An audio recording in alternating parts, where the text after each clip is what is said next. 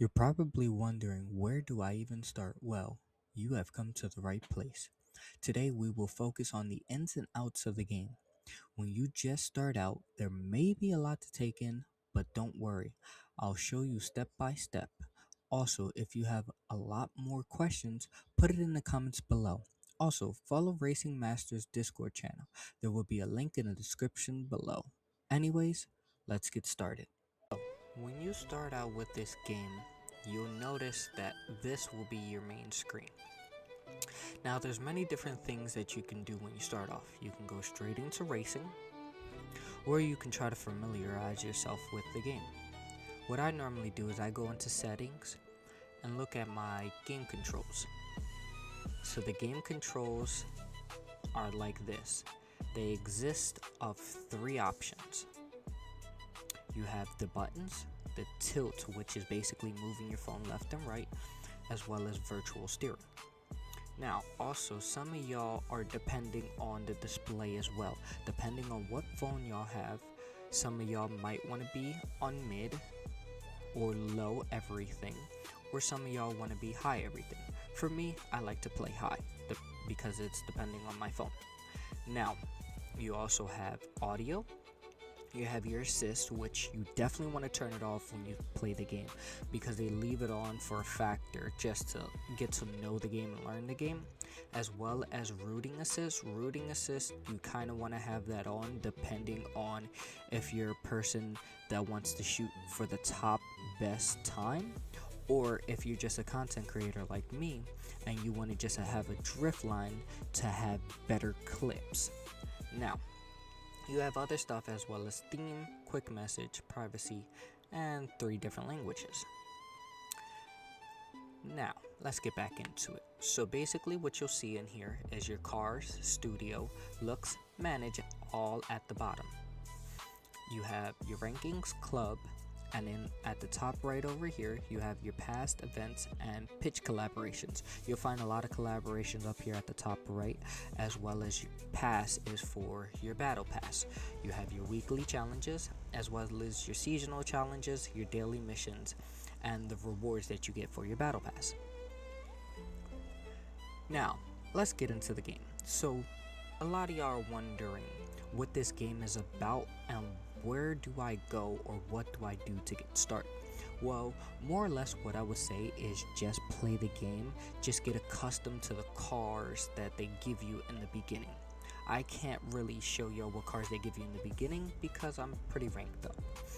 But basically the cars that you can get are yellow ones, which are basically your high-end cars, your faster cars, your supercars basically. You have 3 different classes, which is your extreme, sport, and standard. Now, when you start off, it will randomize each one of those cars for you. You can either get extreme, sport, or standard. Sometimes, depending on how many matches you play, they can randomize all 5 of them to be different ones, all 5 of them to be the same, 3 of them could be sports, 3 of them could be extreme, or 2 of them can be standards, 2 of them could be sports, and 1 extreme. So, when you go into the match, you'll have different competitors. Now, you'll kind of notice when you first start to play that the other cars are very, very slower than you, or they hit the wall a lot. I believe that's due to them actually being NPCs from offline players. So what I think they do is they take those players and put them on and turn them into NPCs for you, and then do it like that.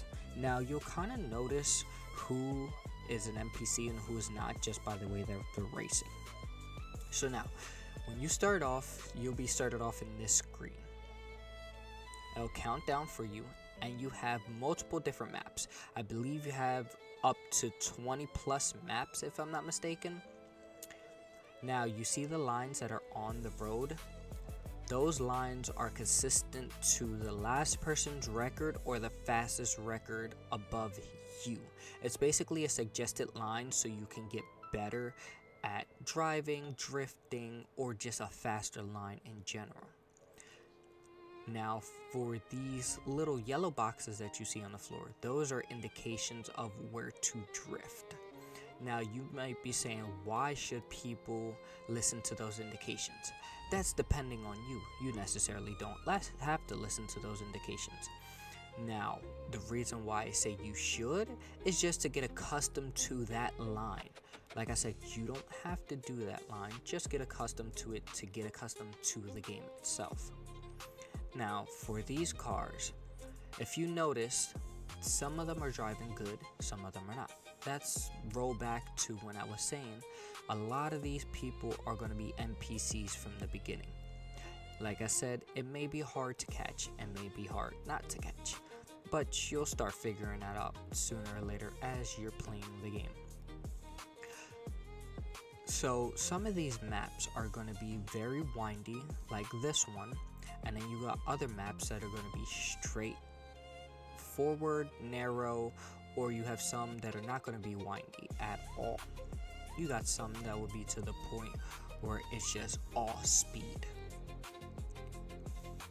So we're about to be done here. As you see, I'm not doing too bad.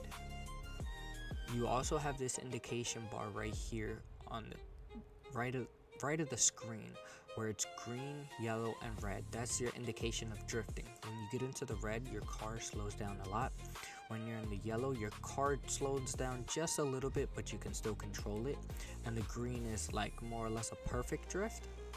What I normally do when I drift is I'll tap the e-brake as well as let go of the gas at the same time.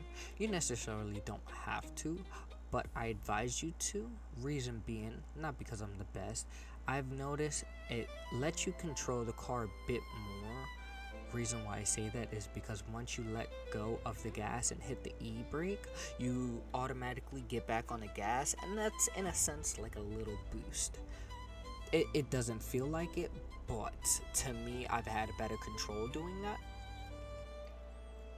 Alrighty, now if you notice on the bottom of these cars, the 1200, those are your RP, basically your rep points or the points for that car to level it up or level up its leaderboard ranking in a sense.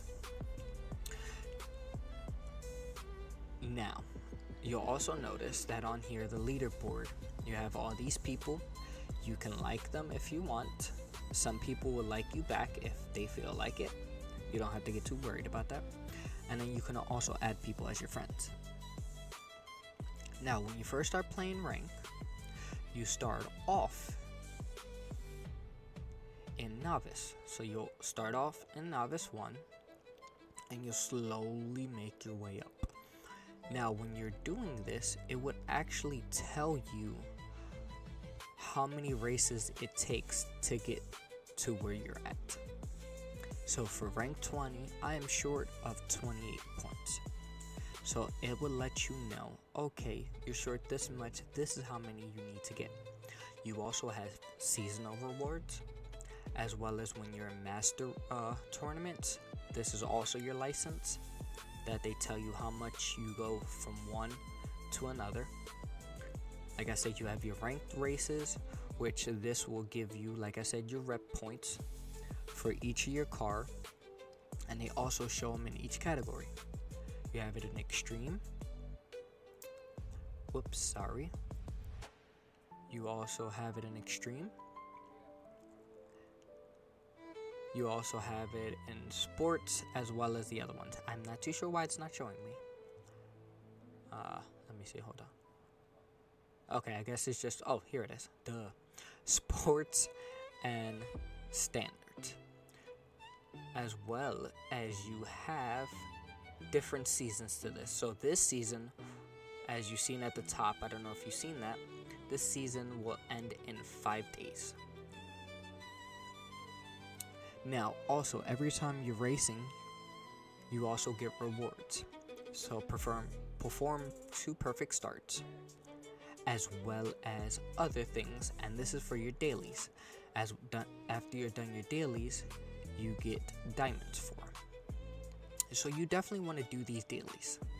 Now, like I said, once you get these diamonds, you want to save up to get 1500. Now, for these new cars that are out here, You definitely want to do more research into this, but for me, for preference, it's more or less the cars that I like, but I also do research on these as well, because there is a lot of other cars, specifically being this car, the Mercedes AMG TR Coupe. This one is definitely fast and definitely one to get if you can try to get, or another one to get is the Ford GT. That one is one that is pretty quick as well, and if it's a possibility, try to get the Lamborghini Gallardo, I believe it is. But yeah, let me know what y'all think, what other things y'all would like me to go through. Oh, and as well as I forgot to explain to y'all have your career mode as well, which is actually pretty nice in a game like this, because not a lot of mobile racing games have careers. So you have 5 chapters of careers, as well as you have a news outlet that they give you, which is actually pretty intriguing. You also have drills. What your drills are is basically you can practice on each map. They actually give you maps to practice on and see how fast you can get within between each section of the map. And you also have racing school. What racing school does is actually teach you about the game and how to maneuver, as well as control your car and control corners very nicely, how to drift properly, and so on and so forth. And you also have the news. This is basically your news update for the game, what has come out or what will be coming out. And then you also have your album, where you would take pictures of your cars or other people's cars that they have posted on here. You can like, share, and you can follow those people as well. But hope y'all guys enjoy the content. I will try to be making more of this soon, as well as whatever other game y'all would like me to review. But hope y'all guys like this. See y'all in the next one, and have a great and amazing day.